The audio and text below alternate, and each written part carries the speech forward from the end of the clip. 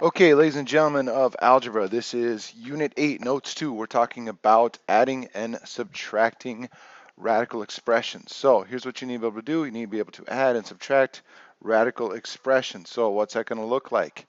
First off, let's start with this, simplifying the expressions. So if I look at the first one, remember how we do this, we break it up into what is a perfect square root. Now when I say perfect square root, I'm talking about 4, 16, 64, 81, things like that. So when I look at 40, I got to start automatically seeing, hey, I can break that up into 4 and 10. So I chose 4 because 4 is a perfect square root. So square root of 4 is going to be 2. Square root of 10 is square root of 10. That is simplified. Most kids, a lot of kids will split this up into square root of 8 and square root of 5. That's fine. You can still get to that answer, but you've got to realize that you can break up 8 into 4 and 2 and still have square root of 5. So you still have that square root of 4 and get 2. Then put these two together underneath one square root, and you're going to end up at the same spot. Like 24x to the fifth is going to be that same kind of idea, except I'm going to take this in two parts. I'm going to go square root of 24, square root of x fifth. Square root of 24 breaks up into square root of 4, square root of 6. Once again, I chose 4. So that's going to be 2 square root of 6. Now, x to the fifth and x is going to be split up into a couple things, actually. I'm going to do it this way. Square root of x squared, square root of x squared, square root of x. X to the fifth is x squared times x. I just split it up into each little own square root. So square root of x squared is just x, square root of x squared is just x, square root of x is square root of x. So this essentially becomes x squared. So when I put this together, I get 2x squared times the square root of 6x. There would be my simplified answer right there. Okay, now, how do I do it when I try and add, subtract? Add, subtract, it's a little bit like adding and subtracting a variable, all right? The variables have to be same letter to same exponent, and so I mean, if it doesn't work, it doesn't work. So I mean, if I can put together 4x and 2x and I get 6x. I cannot put together 4x and 2y. I don't get 6xy there. That doesn't work. It has to be same number, same variable raised to same power.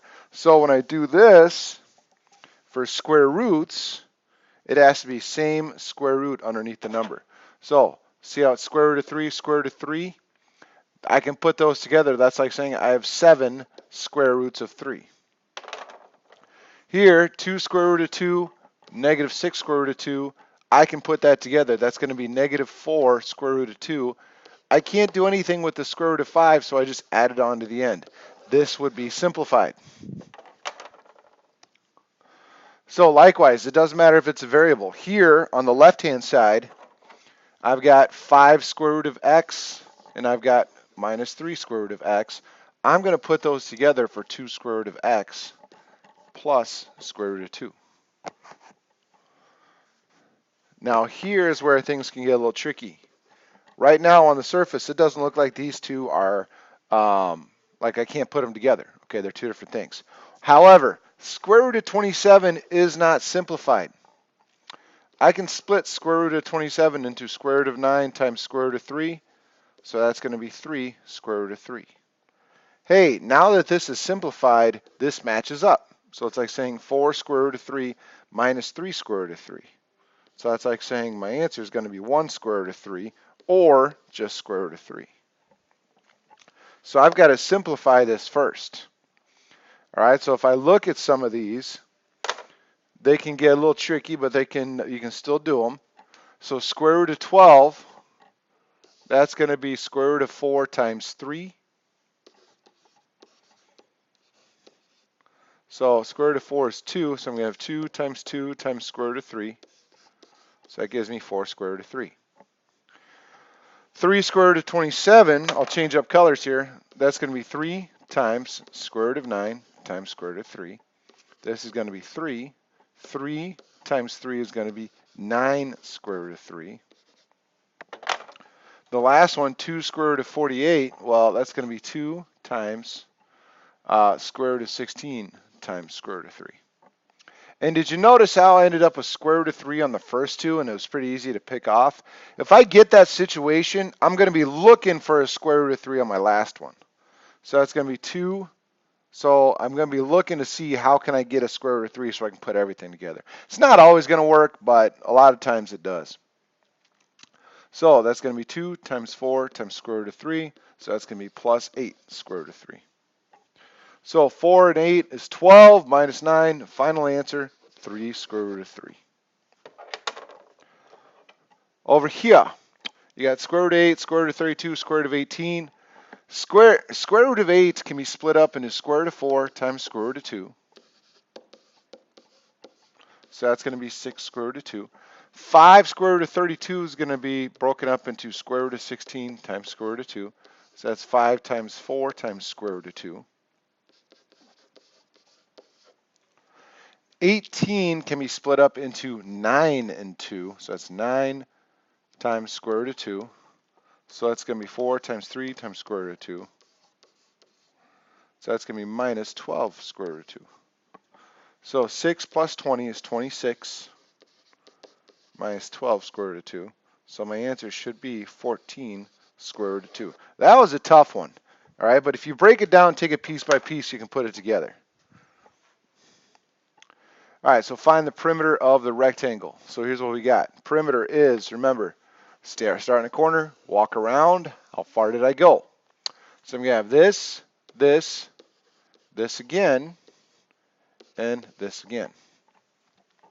So I'm going to have 3 plus 6 square root of 2 plus square root of 8 plus 3 plus 6 square root of 2 plus square root of 8. So now, if I start putting things together that already go together, I get this. 3 and 3 is 6.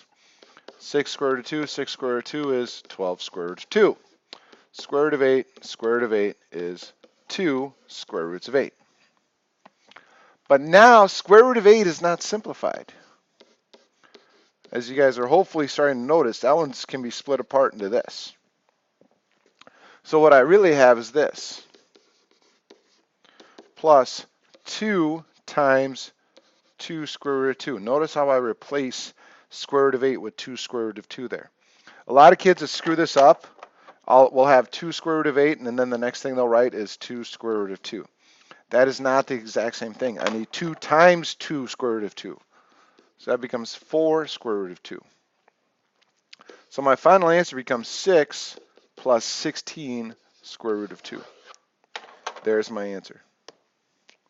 So you and your friend are working on a sailboat. The distance in miles you can see to the horizon can be measured by the equation D equals square root of 3h over 2, where h is your eye level height in feet above the water. Your eye level height is 32 feet, and your friend's eye level height is 18 feet. Write an expression that shows how much farther you can see than your friend. So you are 32 feet in the air. Your friend is 18 feet in the air. Maybe you're up in the crow's nest and he's down on the deck. So you end up with square root of 96 over 2. Over here he ends up with square root of 54 divided by 2.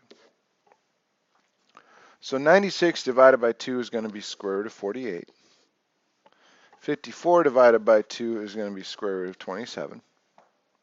So this becomes, remember, split this up into 16 and 3, so 4 square root of 3. So he is going to be broken up into 9 square root of 3, so that's 3 square root of 3. So simplifying the expression is that you're going to see one more square root of 3 farther than he is, which, multiply together, calculate, and get an actual number.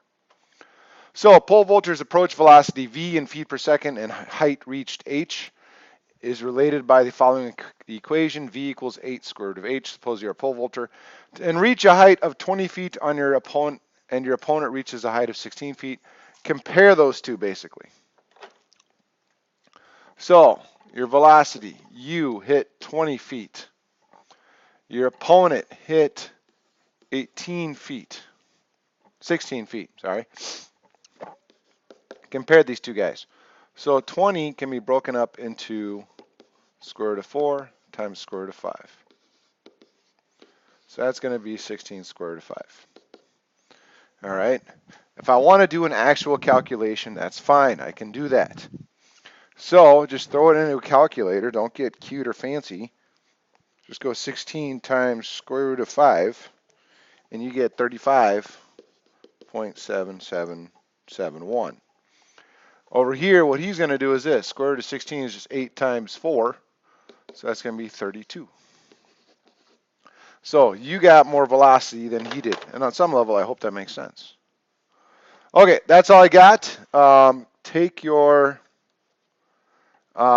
make sure you do the notes, you do the assignment, and then come back and talk to me, check your answers, make sure you know what you're doing. Thank you very much for playing. We will talk to you soon.